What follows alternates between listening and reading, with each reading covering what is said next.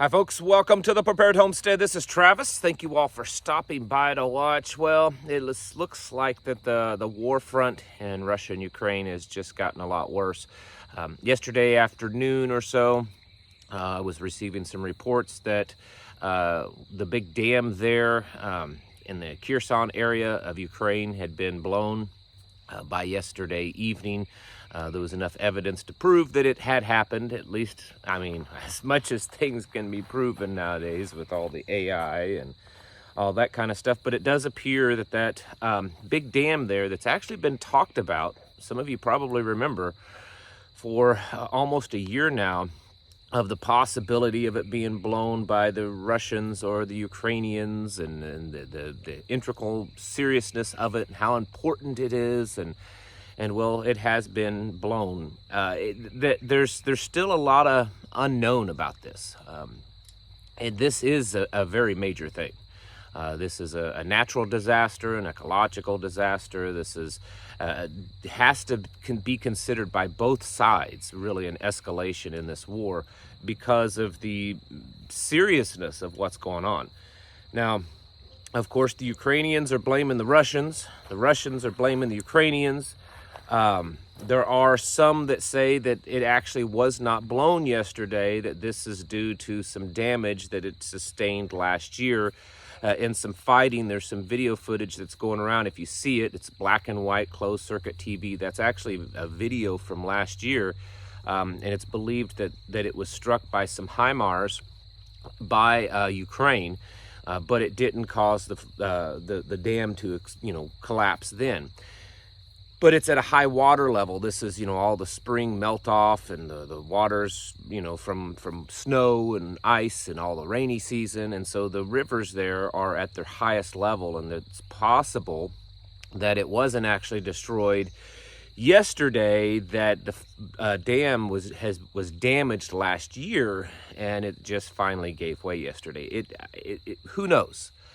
The thing is that I think this has got to be viewed as a major escalation on both sides. And I've been telling you for the last couple of days, we've been kind of refocusing attention back onto Ukraine and Russia, because there's a lot of stuff going on, and the very real possibility of things escalating there soon, to the point of bringing NATO involved, bringing us in, or there being some type of, strategic nuclear weapon, or a tactical nuclear weapon, most likely tactical, not strategic, being used, is becoming, well, just a higher and higher probability.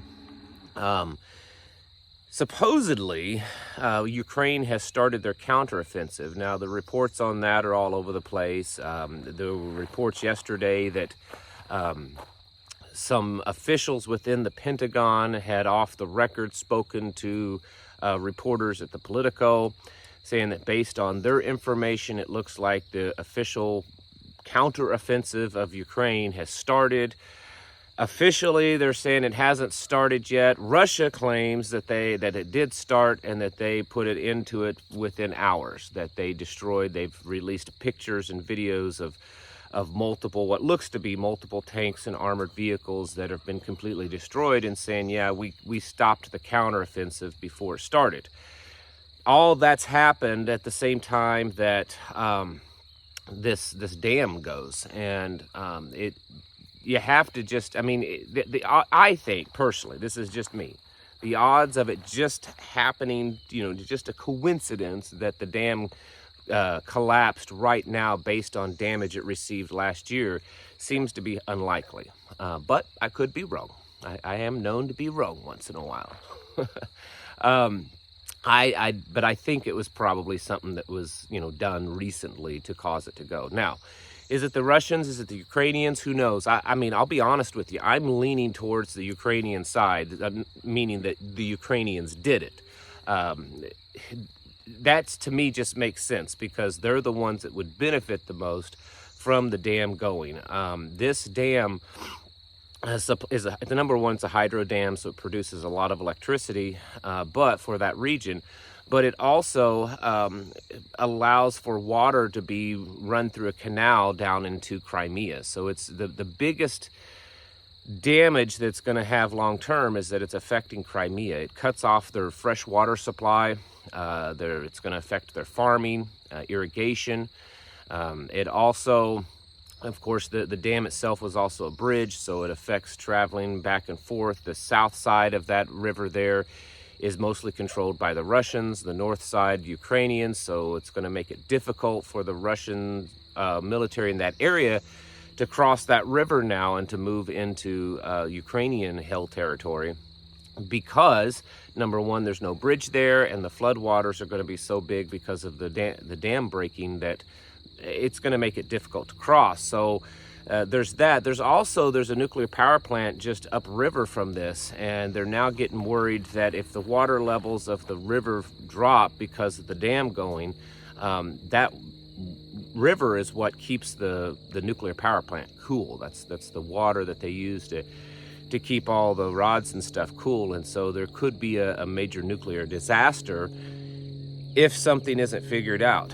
So there's a lot of things going on. And I mean, if you look at all the stuff that's been happening directed towards Russia, and you've got to start to think, is Russia weak?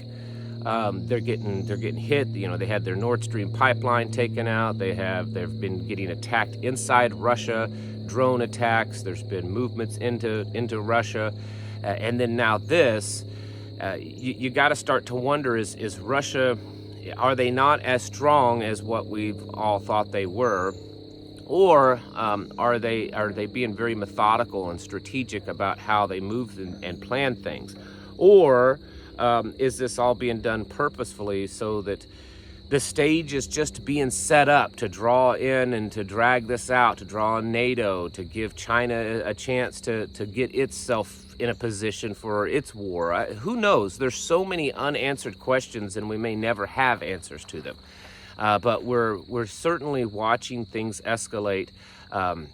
This came out in the news like later last night, and so I haven't as of yet seen too much official response from either the Ukrainians or the Russians. I mean, each of their own news agencies are blaming each other, which is, I mean, that's going to be just obvious.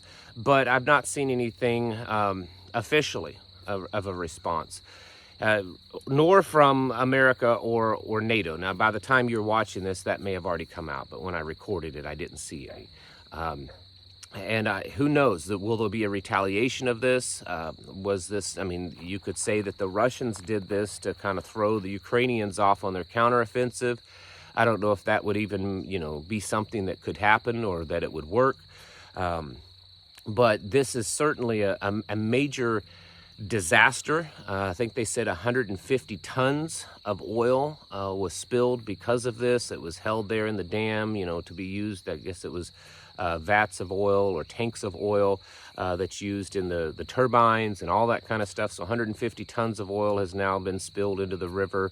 If that power plant goes, I mean, it could be a Chernobyl type event, or it could cause radioactive water to be, poured into the river. There's all kinds of possibilities there, aside from the war itself. And then, of course, you have Crimea, which is number one, the area that Russia says that is off limits, that if Ukraine tries anything, that's a red line. And then Ukraine has stated recently that they have plans to very soon try to take back Crimea. And then this happens, which is very damaging to Crimea. It's going to, if this doesn't get fixed, which it's unlikely it's going to get fixed for a while, they're in the middle of a war, it's gonna make living in Crimea kind of difficult, because that's the main water source. There's a canal there that runs the water down into Crimea, and so if that's not going to happen, it's going to make Crimea a difficult place to be normal, to farm and things, because the water source has been cut off. This is very serious, and I know that it will probably get a little bit of news time, and then it'll get forgotten. But what's going on over there? There's definitely things going on over there, okay? And I have yet really been able to figure out completely what probably all is happening, because the official story, the official narrative of what is happening in the war doesn't really add up. we're to the point we hear very little about it. We see all these images and videos that claim it's Ukrainians doing this or Russians doing that, and a lot of times those don't seem to add up. We know that there's tons and tons of psyops going on where, you know, oh, here's this, you know, we're trying to survive and defend ourselves as Ukraine, so we have these beautiful young girls out there on the front lines, and it's pretty obvious in the photographs that that's not the case. They're probably models that they threw some costumes on, and that's it. There's a whole lot going on, and I think that there's a chance that this whole war with Ukraine and Russia is that kind of catalyst to lead us into a larger global war, whether it's specifically and directly, or if it's just something that's kind of creating a war stance and allowing, you know, China to kind of get ready for its invasion of Taiwan, or testing out certain tactics in Ukraine so that they can figure out what's going to work best in Taiwan. It's draining our resources, which is a major thing. I mean, that could be the biggest point of this whole war, is just draining the United States, because that is what's happening. You know, there's been reports in the last few months that we have used up so much in Ukraine that if we were to find ourselves in the middle of a war with China, that we only probably have enough munitions to last a few days, that we just don't have enough. So there's a lot of things going on in this recent dam attack, or dam breaking, or whatever else. It certainly can't take it in a good direction. And so we, you know, probably should be getting yourselves mentally ready for what might happen next. And it could be a major escalation. I mean, I could certainly see where Russia could look at this as a major attack against them and justify in using something like a tactical nuke. So that would certainly escalate things across the board, and I'm sure negatively affect us here at home in some way or form or fashion. So we're watching things kind of play out, and this recent one with the dam is probably one of the bigger escalations of the war thus far. So continue to get prepared for everything, not just you know, Ukraine and Russia, but certainly be watchful over the next few days to see what may transpire out of this. I'm sure there's going to be a lot of twisting and spinning of the truth and just blatant lies, but there also could be some retaliation from either side. You know, at this point, unless something's proven, Ukraine could retaliate and say, well, the Russians did it, so we're going to do this. And then, of course, the Russians could do the same. In the end, it's just pushing things to where you and I, as Americans, and really our military, is going to become greater and greater involved. And at some point, the likelihood of the United States becoming directly involved with Ukraine and Russia is becoming more likely. So continue preparing for that, because when that happens, it's going to be devastating. If we find ourselves in a direct war with Russia, it's not about whether or not we could defeat Russia. It's about how deadly and bloody that war is going to be until there's a final defeat. So folks, continue to get yourselves in order and your houses in order, and prepare yourselves mentally, physically, and spiritually. Thank you for watching, and I'll catch you in the next video.